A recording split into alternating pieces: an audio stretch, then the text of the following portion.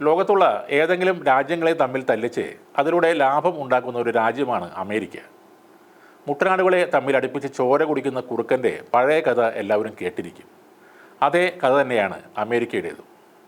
ലോകത്ത് എവിടെയെങ്കിലും സംഘർഷം ഉണ്ടായാൽ, അല്ലെങ്കിൽ ഒരു സംഘർഷം ഉണ്ടാകാൻ സാധ്യത ഉണ്ടെങ്കിൽ പോലും അവിടെ ഒരു ചേരിയിൽ അമേരിക്ക ഉണ്ടാകും. ഇപ്പോൾ നടക്കുന്ന റഷ്യ ഉക്രൈൻ യുദ്ധം, ഇസ്രായേൽ ഹമാസുമായുള്ള യുദ്ധം, സിറിയയിലെ വിമതരുമായുള്ള ആഭ്യന്തര സംഘർഷം എന്നിങ്ങനെ സകലയിടത്തും അമേരിക്കയുടെ സാന്നിധ്യമുണ്ടാകും. ചുരുക്കി പറഞ്ഞാൽ അമേരിക്ക ഇല്ലാത്ത യുദ്ധങ്ങളില്ല എന്ന് തന്നെ പറയാം. ഈയിടെ രൂക്ഷമാകുന്ന ചൈനയും തായ്വാനും തമ്മിലുള്ള തർക്കത്തിലും ഒരു ഭാഗത്ത് അമേരിക്ക നിലയുറപ്പിച്ചു കഴിഞ്ഞു. ഈ സംഘർഷങ്ങളിലെല്ലാം കുറുക്കൻ്റെ റോൾ തന്നെയാണ് അമേരിക്ക കൈകാര്യം ചെയ്യുന്നത്. ലോകത്ത് യുദ്ധങ്ങൾ അശാന്തിയും ഭീതിയും പടർത്തുമ്പോൾ അത് മുതലെടുത്ത് അമേരിക്ക സ്വന്തം കീശ വീർപ്പിക്കുകയാണ്. അമേരിക്കയിലെ ആയുധ നിർമ്മാണ കമ്പനികളാണ് ലോകത്തെ ആയുധ വ്യാപാരത്തിൻ്റെ 50% നിയന്ത്രിക്കുന്നത്. കഴിഞ്ഞ വർഷത്തിൽ മാത്രം മൊത്തം $317 ബില്യൺ ആയുധ വ്യാപാരമാണ് അമേരിക്ക എന്ന രാജ്യം നടത്തിയത്. ഈ കണക്കുകൾ വെച്ച് നോക്കിയാൽ ലോകത്തെ മൊത്തം ആയുധ വ്യാപാരത്തിൻ്റെ പകുതി വരുന്നുണ്ട് അമേരിക്കയുടെ മാത്രം കച്ചവടം. റഷ്യ ഉക്രൈൻ യുദ്ധവും ഇസ്രായേൽ ഹമാസ് യുദ്ധവുമാണ് അവരുടെ ആയുധത്തിൻ്റെ ഡിമാൻഡ് ഇപ്പോൾ വർദ്ധിപ്പിച്ചത്. ഉക്രൈനിലും ഗാസയിലും എന്താണ് അമേരിക്കയുടെ താൽപ്പര്യമെന്ന് ഇതിൽ നിന്നും കൃത്യമായി മനസ്സിലാക്കാവുന്നതാണ്. കഴിഞ്ഞ വർഷം 100 പ്രതിരോധ കമ്പനികളുടെ മൊത്തം വരുമാനം $632 ബില്യൺ. 2022 നിന്നും 4.2% വളർച്ചയാണ് ഉണ്ടായത്. ആയുധ വ്യാപാരത്തിൽ അമേരിക്കൻ പ്രതിരോധ വകുപ്പ് പുതിയ റെക്കോർഡാണ് സൃഷ്ടിച്ചത്. പ്രധാനമായും അമേരിക്കയുടെ യൂറോപ്പിലെ സഖ്യരാജ്യങ്ങൾക്കാണ് അവർ ആയുധം നൽകുന്നത്.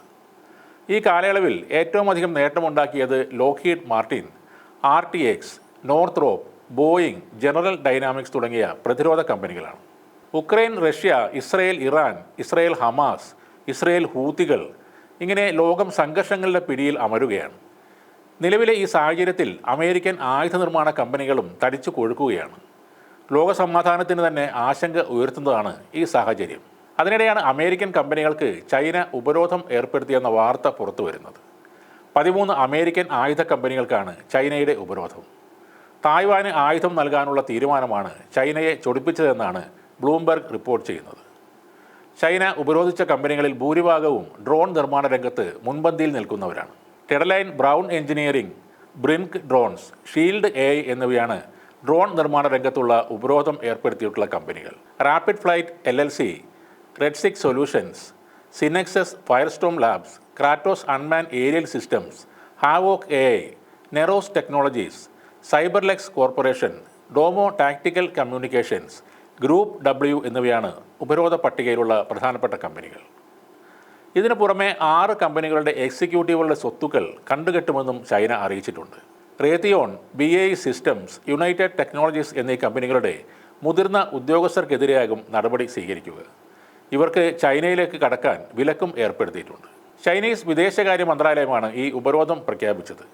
തായ്വാനുമായുള്ള $385 മില്യൺ ആയുധ കരാറിന് അടുത്തിടെ അമേരിക്കൻ ഭരണകൂടം അംഗീകാരം നൽകിയിരുന്നു. ആയുധ സ്പെയർ പാർട്സുകൾ, F-16 ജെറ്റുകൾക്ക് വേണ്ട സാധന സാമഗ്രികൾ, റഡാർ സംവിധാനങ്ങൾ എന്നിവ നൽകാനാണ് ഈ കരാർ. ഈ അമേരിക്കൻ നടപടിയിൽ ചൈന ശക്തമായ എതിർപ്പ് അറിയിക്കുകയും ചെയ്തിരുന്നു. ഇങ്ങനെ ചോര കുടിച്ച് ജീവിക്കുന്ന അമേരിക്കൻ സാമ്രാജ്യ ശക്തികൾക്കെതിരെ നിൽക്കാൻ ഇപ്പോൾ കഴിയുന്നത് റഷ്യ, ചൈന എന്നിവർക്ക് മാത്രമാണ്. ഇറാൻ, ഉത്തര കൊറിയ എന്നീ രാജ്യങ്ങൾ കൂടെ ഇവരുടെ ചേരിയിൽ അണിനിരക്കുമ്പോൾ അമേരിക്ക തീർച്ചയായും ഭയപ്പെടുന്നുണ്ട്. ഒരിക്കലും നേരിട്ട് ഇനിയൊരു യുദ്ധം ചെയ്യാനാവില്ല അമേരിക്കയ്ക്ക് താൽപ്പര്യം. അതുമൂലം ഉണ്ടാകുന്ന സാമ്പത്തിക ബാധ്യതയെക്കുറിച്ച് നല്ല ബോധ്യവും അവർക്കുണ്ട്. അതുകൊണ്ട് മറ്റുള്ളവരെ തമ്മിലടിപ്പിച്ച് തങ്ങളുടെ കെട്ടിക്കിടക്കുന്ന ആയുധങ്ങൾ വിൽക്കുക എന്ന സ്ഥിരം പരിപാടി തന്നെ അവർ തുടരാനാണ് സാധ്യത.